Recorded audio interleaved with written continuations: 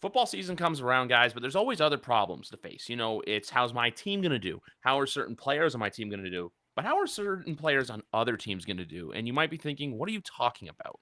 Well, that wonderful little drug called fantasy football is starting to make its return, and people are starting to line up the draft boards, line up the draft orders. So when I think about fantasy football, there's only one man I really call upon. And you know what? For the folks out there wondering, who could you ask? You can ask the man himself. Andy McNamara is back. Episode 303. How are we, sir? Oh, Griff, you're right, buddy. It is coming. Training camps are here. They're underway. And now we really get to start to build our draft strategy, right? Because now, okay, we had free agency, we had the draft. Now we get to do the great overreaction of camp. We see those like 10-second videos of someone's like, oh man, that pass against air was phenomenal. I got to draft that receiver quarterback stack. And of course it's an overreaction, but we bite every year and it's fun. Yeah, that's it. That's literally it. It's that video now where you're like, you see Drake May connecting to Malik Neighbors to Javon Baker. You see the Daniel Jones Malik Neighbors passes. You see it in Cleveland training camp. You see it all over the NFL where it's even to Patrick Mahomes to Xavier Worthy, where everyone sees one big pass and it's like, let rest of the league on notice. And it's like, guys, like, give it some time, let it simmer, let it marinate. But obviously, I always like to do this with fantasy football, not look at, what can you do in rounds 1, 2, and 3, and 4. It's always what you can do from rounds 5 to 12 that intrigue me, because that's truly where leagues are won and lost. Sure, having a superstar on your team can make a huge difference, but you always want to look for that guy that's going to have a great game week 17 that can win you a championship. Those are the ones you remember. I don't remember Christian McCaffrey's stats were the last week, but he was pretty banged up towards the end of the season. He ended up sitting week 18. But then you look at the Alvin Kamara 6-touchdown performance from Christmas Day a few years ago. You look at David Johnson's performance with the Arizona Cardinals that won people leagues. Those are the things you remember. And I say 5 to 12 as well because, look, that's where you got to get the nitty-gritty draft strategy. And I want to start with a fun position because I feel like tight end is such an undervalued position for fantasy because everyone kind of looks at the big dogs but then doesn't realize, hey, outside of the 2Ks, the Kelsey and Kittle, there's a lot of tight ends out there that can win you fantasy football, one of which I believe is on your favorite football team. Well, Mr. David Njoku, the Chief. Yeah. And you know what? This year, more so than ever, where in past years it was so clear, right? The last couple of years it was Kelsey and then a big drop and then everybody else. Well, we saw Kelsey kind of come back down. So it's not so much, I feel we're more in a bit of a middle class all around where you still have the Kelseys, the Kittles, but now it's like, well, how about that Sam Laporta? He was pretty damn good. What does Kyle Pitts in this new Atlanta system with a new quarterback? How does that look? Like you said, David Njoku in a revamped Browns offense where it's going to be pass heavy. Yep. What about Dallas Goedert? I'm hearing a lot of buzz, including from a Philly, from a guy who covers the Eagles on ESPN. He's like, dude, fantasy football, you watch out for Dallas Goedert. So Dallas Goedert is going to be one of my top tight end targets. I think this guy is going to be we could be seeing a top 3-4 tight end in Dallas Goedert this year.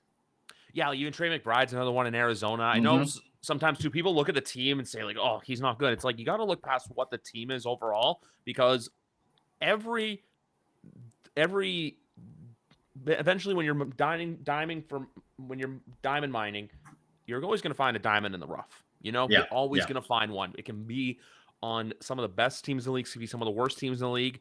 Like, for example, a guy I like, if you're drafting a little bit later on, I'm going to convert to the running back position, is Jonathan Brooks, the rookie out of Texas. That's the Carolina Panthers running back. Because let's be honest, Chuba Hubbard, I know he's Canadian, hasn't done much in the league. Miles Sanders, really come back to earth average. Jonathan Brooks is there. I know the Carolina offensive line and the Carolina team is weak, but he's got the power to be that RB1.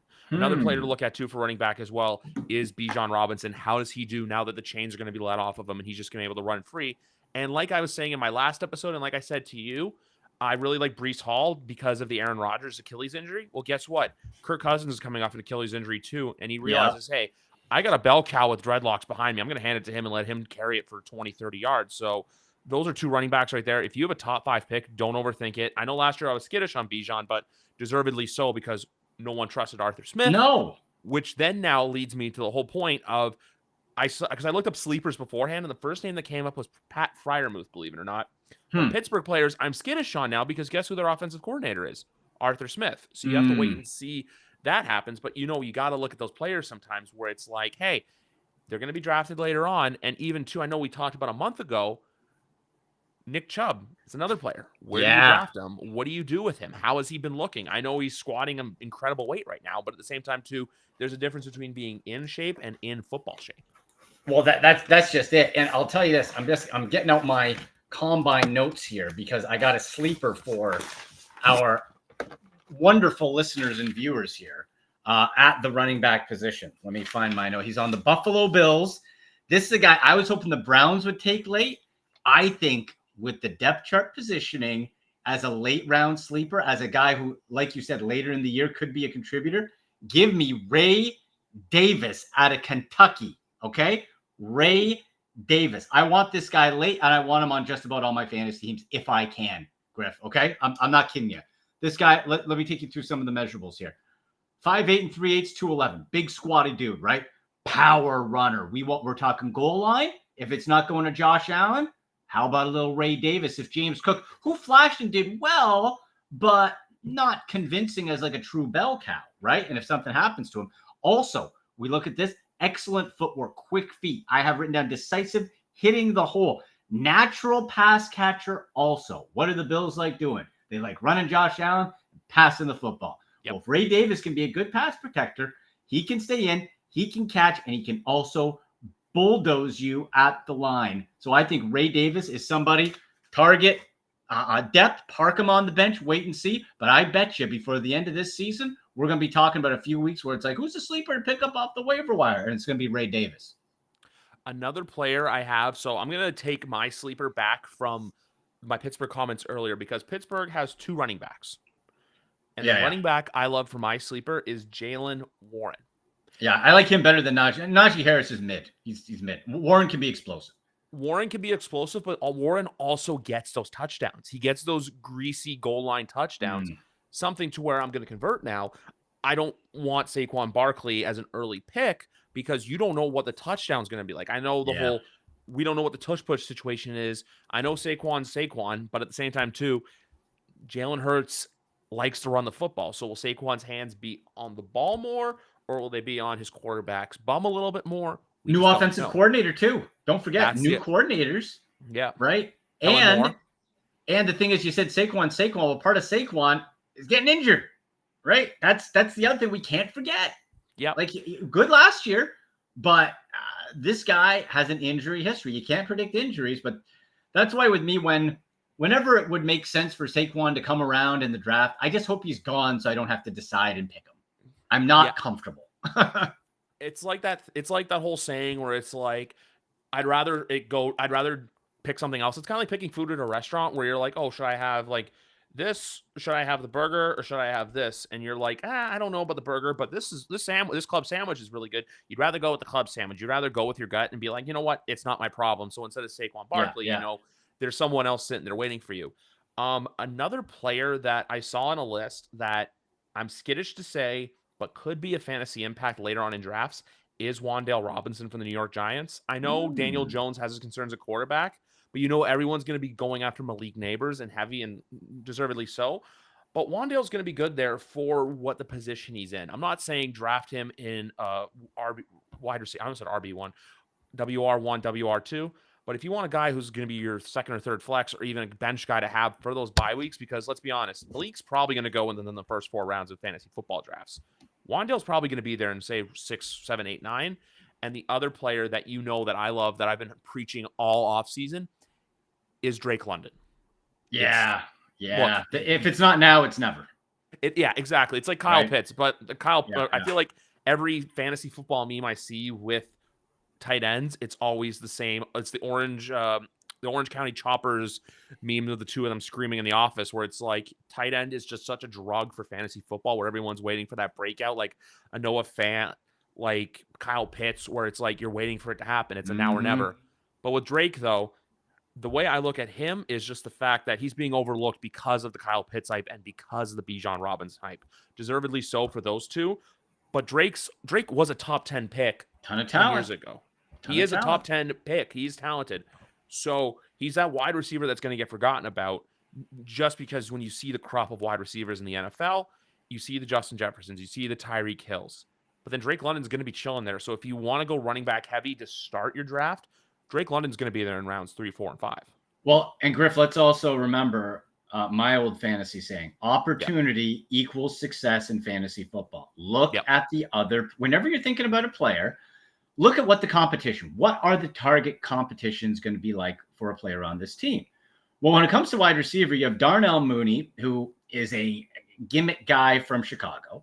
You got Ray McLeod III, who's a guy, right? Mm-hmm. You got Drake London, who's special. He's got talent. You got Rondale Moore on the depth chart behind him, who could pop up if need be.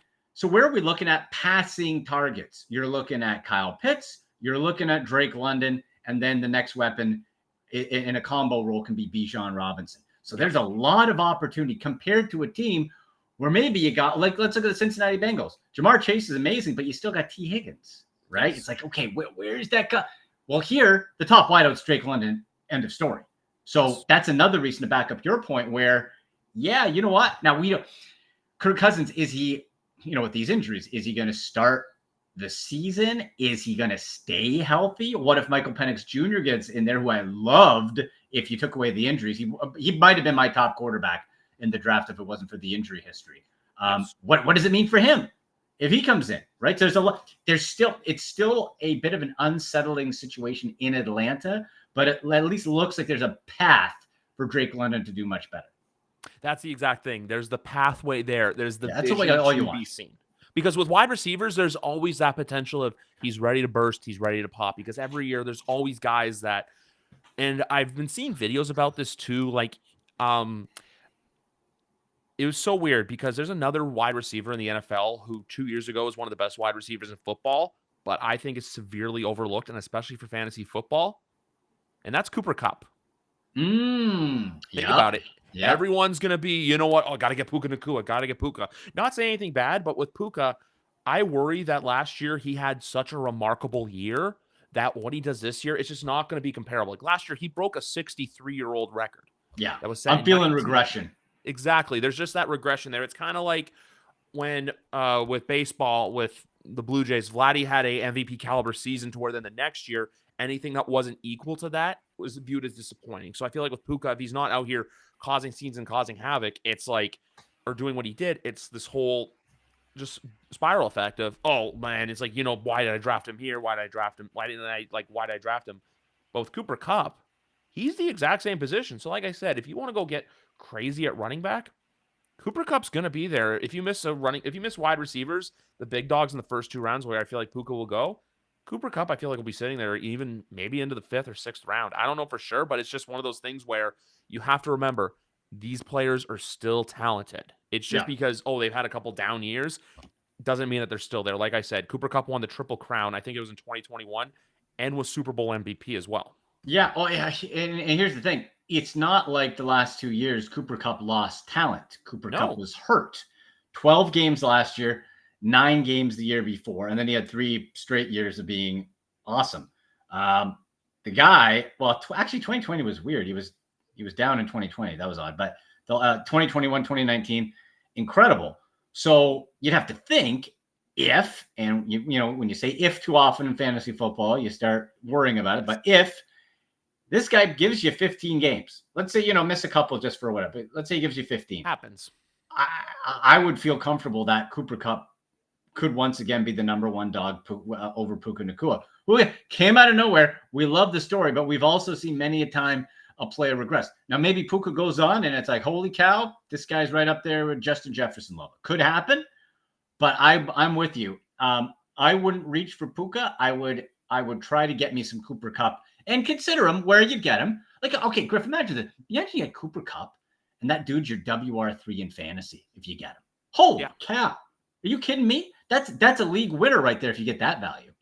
So I pulled up on Fantasy Pros just quickly, like the wide receiver rankings for fantasy football. So like tier 1, you have your Jefferson, Chase, Hill, Lamb. Puka Nacua's in tier 2 with St. Brown, AJ Brown, Garrett Wilson.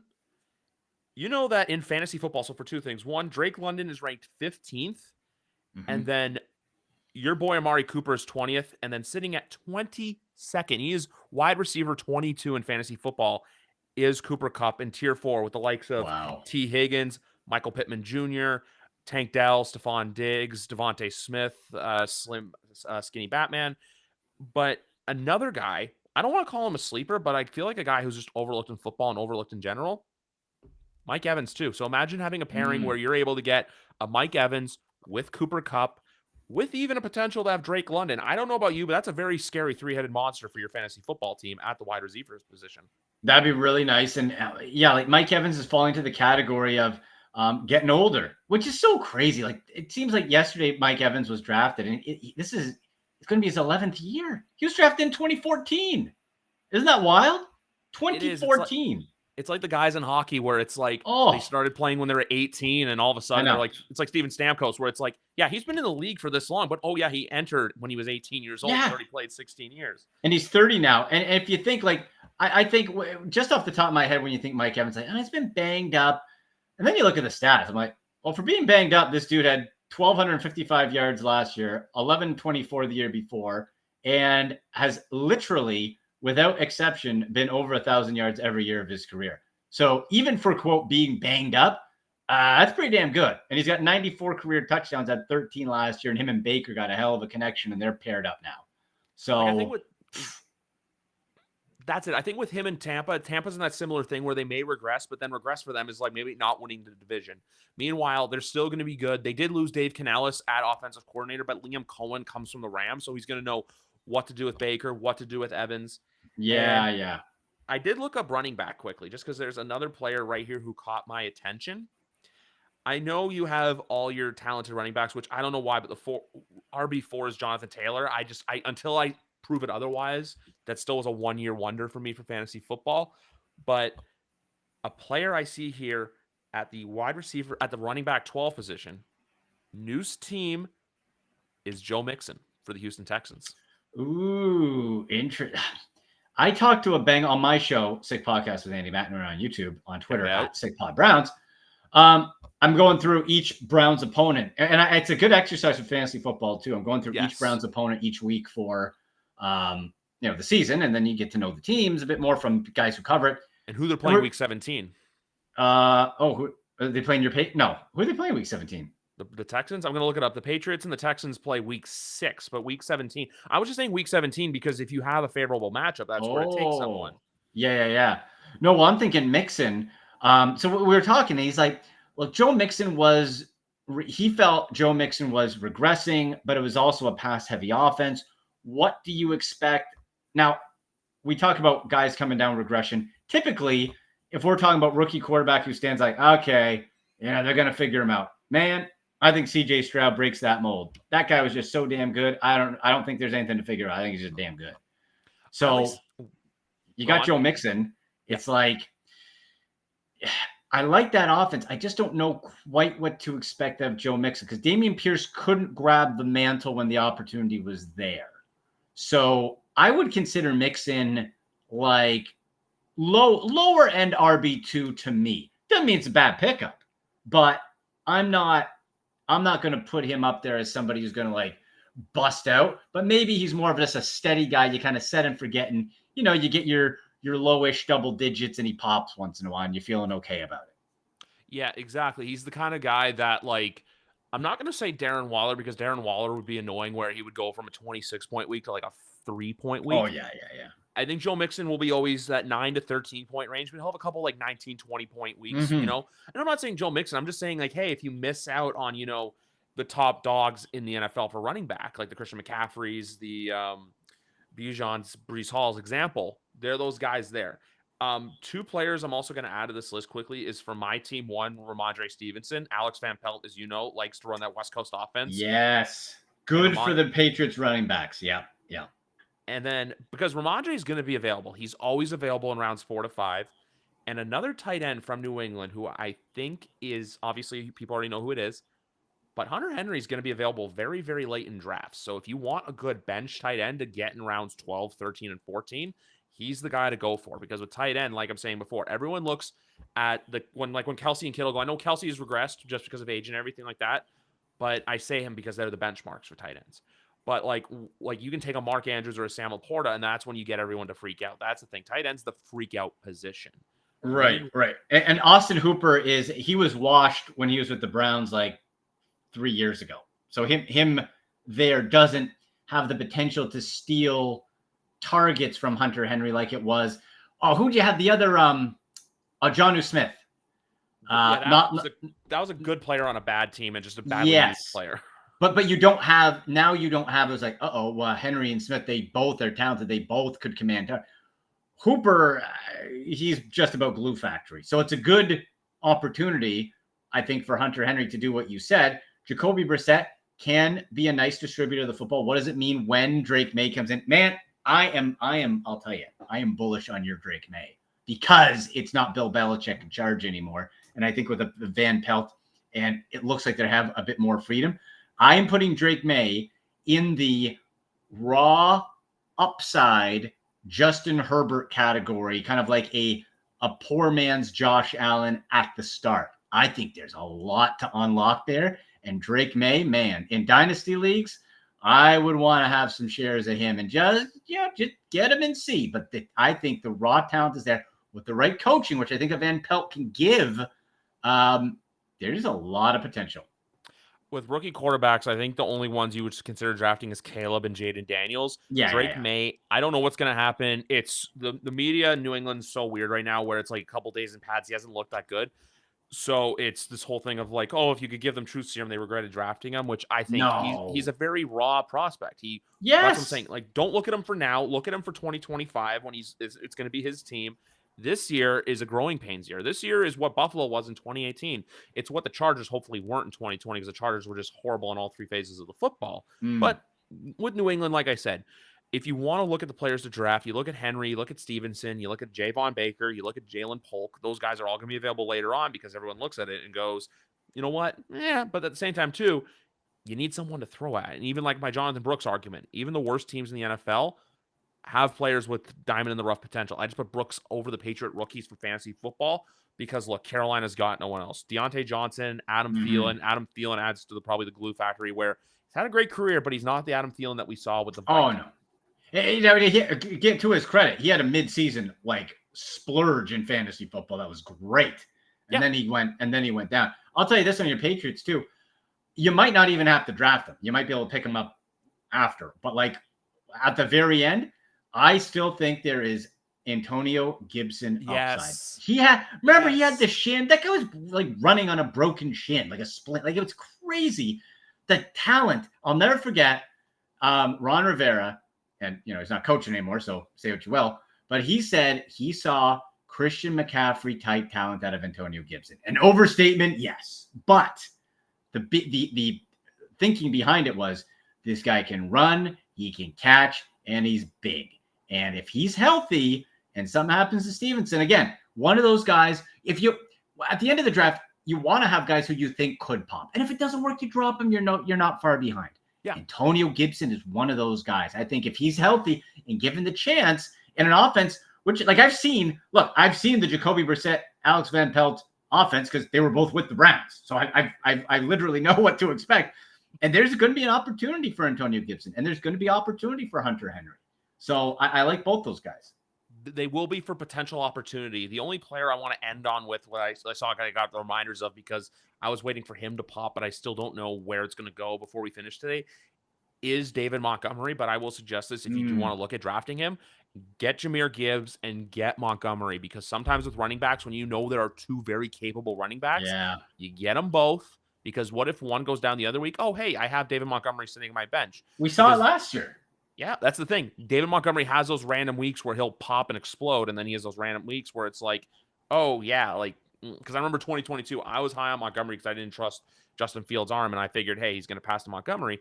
Now with Detroit, Montgomery has established himself as that bell cow who's going to steal end zone touches, so it's the Jalen Warren thing, but Jahmyr Gibbs will still be Jahmyr Gibbs. But, so the strategy with that is you can get Jahmyr Gibbs in round 1 or round 2, and you can get David Montgomery in 4 or 5. Get the handcuff. I'll tell you this. I like Aaron Jones with the quarterback situation in Minnesota. I think there's a lot of opportunity there. Sam Darnold, the man who sees ghosts. J.J. McCarthy, who's Mac Jones with a better haircut. Like I'm not I'm not impressed. Yep. I'm not impressed with those quarterbacks. But what does Aaron Jones do? He's a safety outlet. Dump the ball. And he can run still. I think there's talent still in Aaron Jones. Ty Chandler's okay. You know, you got Gaskin behind. Like, I think Aaron Jones as a look. We're looking at the rankings here, and what is it? He's where is he? 19th. I have in the 4th tier. So like hell, him and Stevenson are both like behind each other in the 4th tier. That'd be a great later pickup for a starter. You're getting a starting guy. That's the thing. It's just all fantasy football is all about diamonds in the rough. If you can find them, you're going to win your league. But you know what? You always sometimes have to trust the guys ahead. But like I said, go and find that diamond in the rough. I was also going to go with Glue Factory, but Mac Jones with a better haircut. New podcast title. You can credit me and you can use it. That's right. The former Mac Jones truther, I have to take it for what it is. That's it. Mac Jones with a better haircut, brother.